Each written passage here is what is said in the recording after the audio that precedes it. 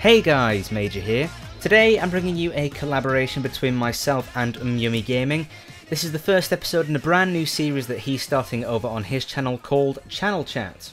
The basis of this series is that 2 or more YouTube channels collaborate and talk about a piece of news that's in the media, a piece of gaming news that's in the media at the current time. This episode we're talking about Ubisoft and the downgrading of graphics in video games, especially on the PC ports. I'm going to let MMYUMMY take it away here, and I'll talk to you again after the commentary.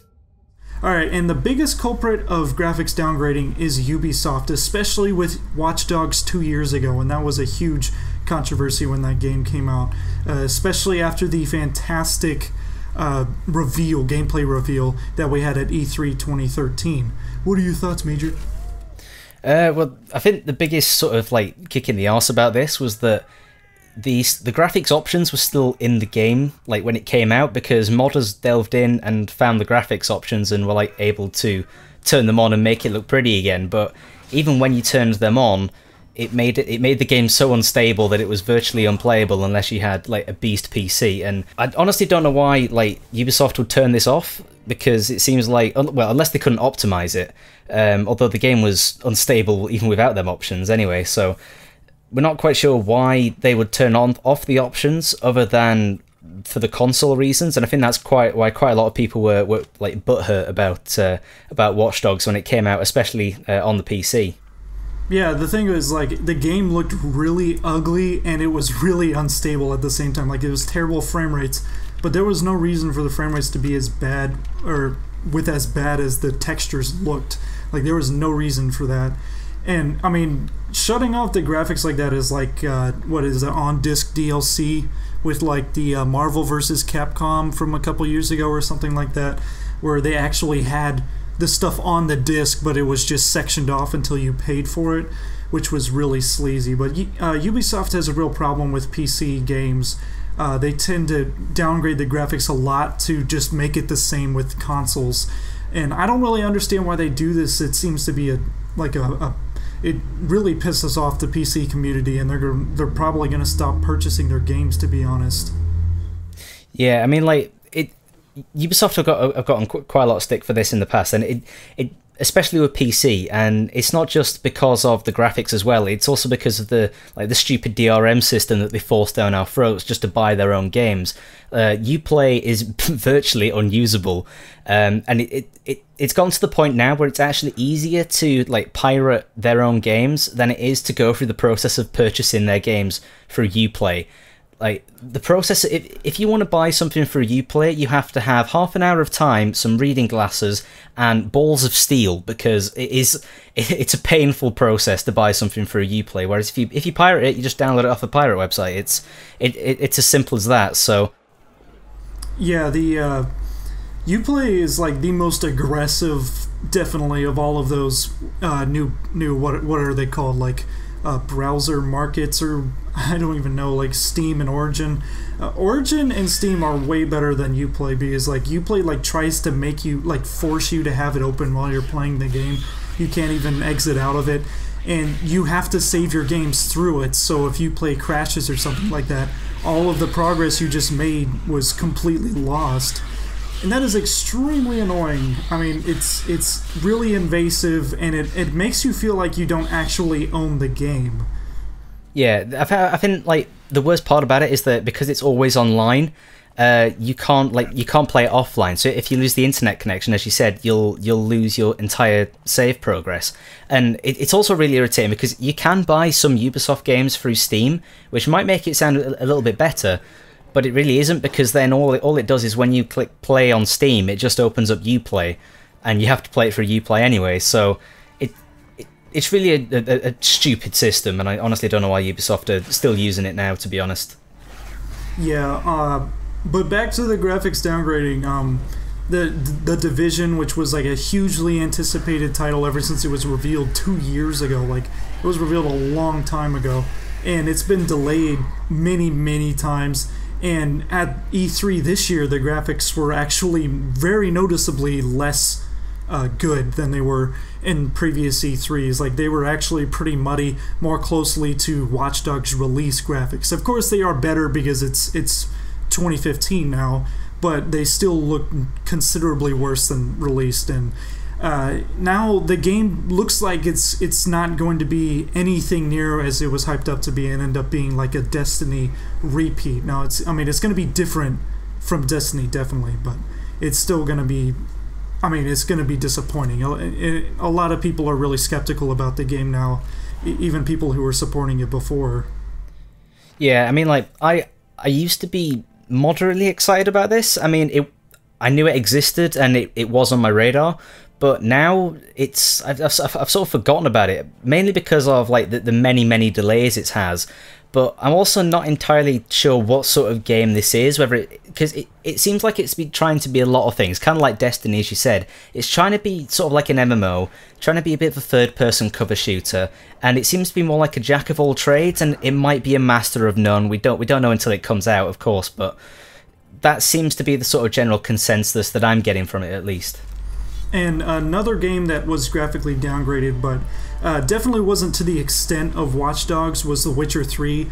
Now, of course, the game still looks amazing, and it's definitely a front-runner for Game of the Year, because it's absolutely massive. And, the graphics downgrade was definitely required for consoles, like even the Xbox One and PS4. The downgrade was definitely necessary, but for PC, it was like, should they make it available to have that maxed out graphic settings shown at gameplay reveals for the PC, for PCs that can handle it? Witcher 3 was an interesting one, because I've put a hell of a lot of time into The Witcher 3, and I'm really enjoying it. I don't really notice the graphics like downgrade as like, I don't constantly think about it. It is there when you compare the two, but it's not something that I would like compare. I would constantly think about. But the developers, CD Projekt Red, came up with quite a good sort of counter argument to this, and that's that if they had made the graphics as pretty as possible, and only put it on PC, they wouldn't have had the budget from like Microsoft and Sony.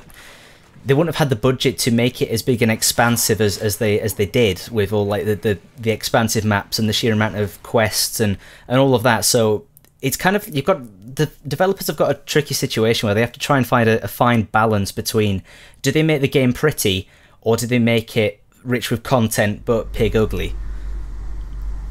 Yeah, it's definitely better, as you were saying in one of your previous videos for Fallout 4, to like have the game at a moderate graphical level, and then at release date being like far better than what was revealed, instead of doing this reverse fashion that pretty much just ends in everyone being completely disappointed. Now, I know the gameplay is what matters in most games, but people love looking at pretty things, and if the things look ugly when the game comes out, like tons of people are gonna lose interest in the game. Yeah, I think there's quite a few games that have found that medium where it looks beautiful and yet the gameplay is really tight and really engaging. I think Battlefield 4, even though like it's almost 2 years on now, that still looks really pretty. It has its glitches at times, but I think especially with the cinematic tools, you can make that engine look absolutely gorgeous. And Witcher 3 is another one of them that, even though it was downgraded, it still looks absolutely gorgeous, even in its current state. Yeah, and it's stable too. And the Battlefield 4's graphics aren't like the absolute best, but they're still really good. It's like in the style that you do them.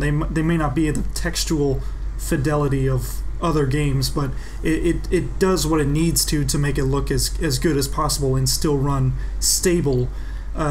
Because a lot of the Ubisoft's games, whenever they come out on PC, they have absolute shit frame rates, and it crashes all the time. Now, Battlefield 4 crashed a lot, but that was client side more than because of the engine itself. But that was just a problem with Ubisoft games, is whenever they come out, they're extremely unstable, and it takes them months to fix practically every single game that they release. Yeah, Witcher 3 is very stable. I don't think I've actually had a the only crashes I've had is from when I've modded it, and it's and that's my own fault. But the vanilla game, I don't think I've ever had a single crash.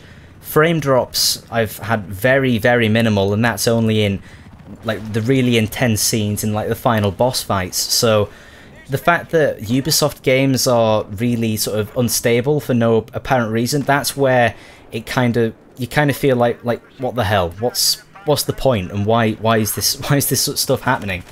It kind of feels like Ubisoft are neglecting PC, because I don't know about console, because I don't play on console that much, but I don't see the sort of like the frame drops and the graphical issues there on console, whereas on PC it seems like it's a much more like big issue. Yeah, I mean, I think I would say like the solution to what we would agree on as being the solution for this downgrading stuff would just be to not like freaking show off the graphics as being better than what you're actually going to release them as. I mean, it's really annoying that I mean, the game looks completely unrealistically amazing when they reveal it. And now it's pretty much just expected that they're going to downgrade the graphics, and it's going to be disappointing for everybody.